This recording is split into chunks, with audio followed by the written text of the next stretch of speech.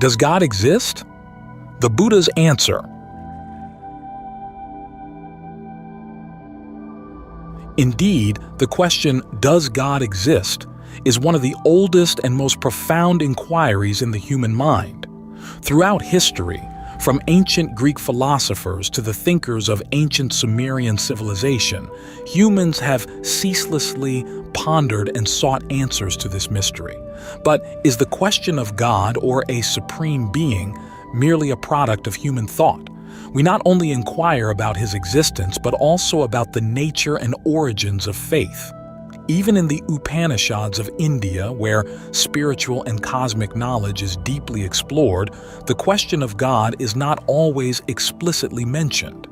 This leads us to wonder whether the concept of God is a later invention. What constitutes the entity we call God? An omnipotent, omniscient, eternal, compassionate, just, and wholly good force.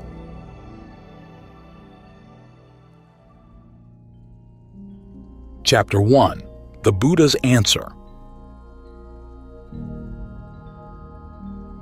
One day someone asked the Buddha, "Does God exist?"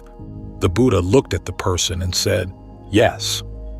The person could not believe their ears, because it is commonly said that the Buddha did not believe in God.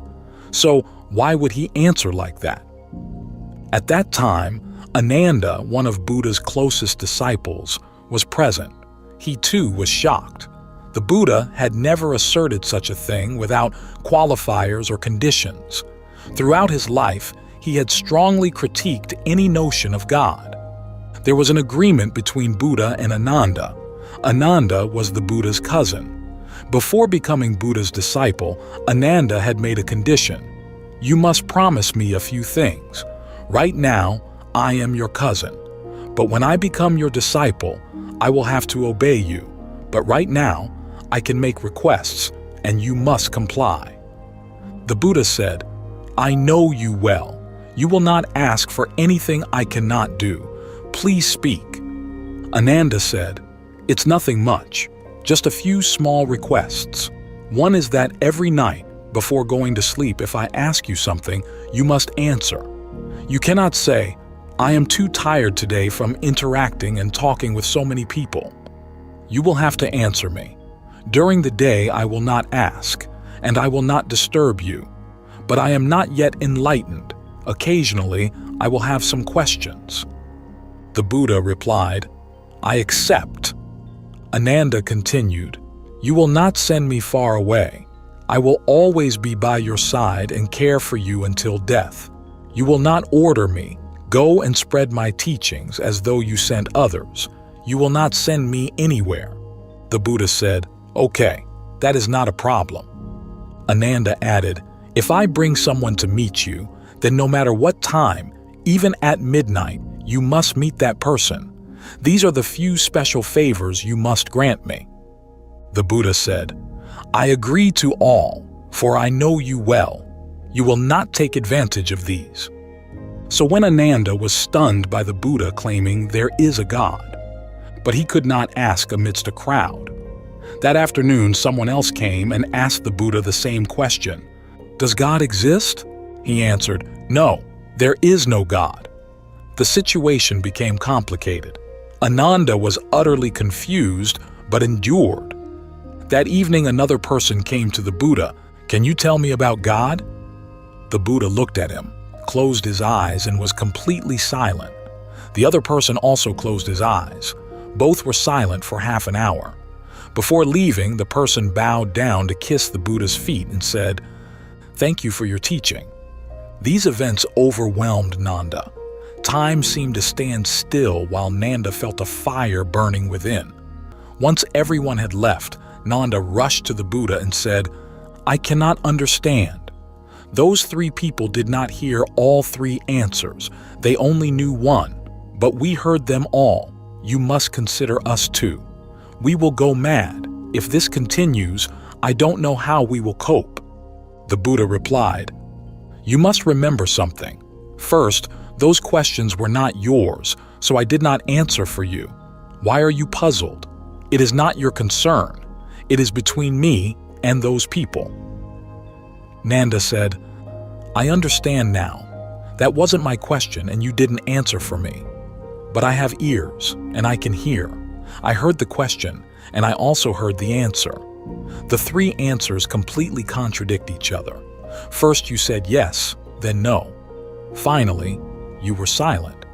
You didn't say a word, yet that person kissed your feet and said, "Thank you for your teaching." And we witnessed it all. You said nothing to that person.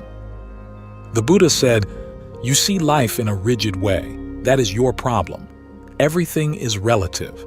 For the first person, the answer had to be yes, because it suited him, his question, his essence, his life. I answered yes because he is an atheist. He does not believe in God, and I did not want to support his ignorance. He always says, there is no God. Even if there is a tiny, unexplored bit, perhaps God exists there. You can only assert absolutely that there is no God after having explored all of existence. Until then, it is only blind belief that there is no God. He has no actual experience of God. So I had to destroy him. I had to wake him up. I had to hit him hard. I answered yes because it was relative to him, to his person. He did not ask just to ask.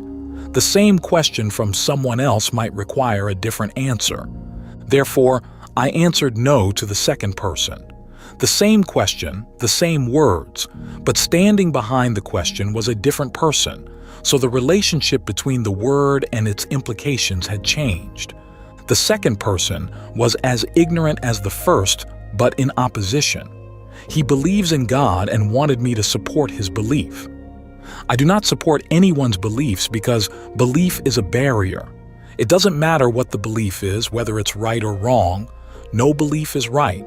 No belief is wrong. All beliefs are ignorant. I had to say no to him. Ask the right question. The third person had no beliefs. He didn't ask, "Does God exist?" He approached with an open mind free of biases, ideologies, or prejudices. He was healthy and intelligent. He asked, "What can you say about God?" He didn't come to seek support for his beliefs. He didn't come to find faith. He asked not with prejudice, but about my experience, "What can you say about God?" I knew he held no beliefs, whether he believed or not. He was innocent. For someone like that, the question isn't very important. I couldn't say yes, nor could I say no. Only silence was appropriate. And just as I anticipated, he closed his eyes when he saw me close mine. He understood my answer. Be silent and look within. He meditated with me for half an hour, and his answer was that God is not a theory to be followed or opposed. That's why he thanked me. And you wonder why he thanked me. He received the answer that silence is sacred, that silence is holy. Beyond silence, there is no divinity. He left in joy, fulfilled. He had found his answer. My role was to allow him to be in my presence.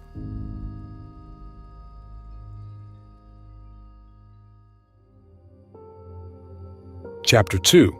What if God created you? If we assume that God created us, it implies that we are reflections of him. We must also be omniscient, generous, loving, and eternal beings. But do we truly embody these noble qualities? Or are we merely assuming ourselves to be so? If God is the one who created you, he must be an extraordinary entity, for he has chosen for you to live a challenging life. When we look at our own lives, what do we see? Is it perfection, overflowing joy, and unblemished delight? Or do we observe a mundane reality where happiness and sorrow are mixed and challenges are relentless? Perhaps we have concocted the idea of God to mirror our own desires, fears, and need for security. In the history of India, hundreds of thousands of gods are worshipped, each local deity having its own following. This prompts us to reflect on whether all these deities are merely products of the human mind, created and then revered in the image we have fashioned ourselves.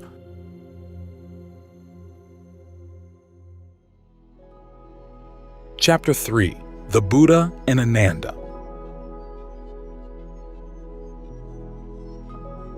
Ananda was a cousin of the Buddha and the son of Amitabha, who was the brother of King Suddhodana, the Buddha's father. Because his birth brought great joy to everyone in the family, he was named Ananda, which means joy. Ananda became a monk under the Buddha, along with other young men from the Sakya clan, including Anuruddha, Bhadra, Bhaga, Kimbila, and Devadatta. When the Buddha was 55 years old, Ananda was appointed as his personal attendant. For the next 25 years, until the Buddha's passing into nirvana, Ananda remained constantly by the Buddha's side, tending to his daily needs. Ananda possessed an extraordinary memory, recording all of the Buddha's discourses as well as those of several senior disciples without omission. Once a Brahmin asked Ananda how many teachings he remembered, and Ananda replied that he recalled 82,000 discourses by the Buddha and 2,000 by the bhikkhus, the disciples of the Buddha, making a total of 84,000 teachings. The Buddha praised Ananda's 5 virtues: extensive learning, excellent memory, steadfastness, meticulous care, and good conduct. It was only after the Buddha's nirvana that Ananda attained the state of an arhat. This was because, while the Buddha was alive, Ananda was preoccupied with his duties as an attendant and with memorizing the Buddha's teachings, like a scholarly disciple engrossed in extensive literature. Ananda entered nirvana at the age of 120. The story: Unmoving in Sleep. When he slept, the Buddha maintained a single position throughout the night. He never turned over. This sleeping posture has become famous. Many Buddha statues in Sri Lanka, China, Japan, Vietnam, and India have been sculpted in this pose. In Ajanta, India, there is a reclining Buddha statue. This sleeping pose was described by Ananda. One day, Ananda asked, "I have always wondered, you lie in that position all night. Do you sleep? Usually, people turn over in their sleep, but when you sleep or appear to sleep, you seem fully aware. It's as if you are conscious of every movement of your body. You don't turn over unconsciously." The Buddha replied, "Indeed, when the mind ceases its restlessness, there are no dreams, only the body sleeps. The consciousness is always alert."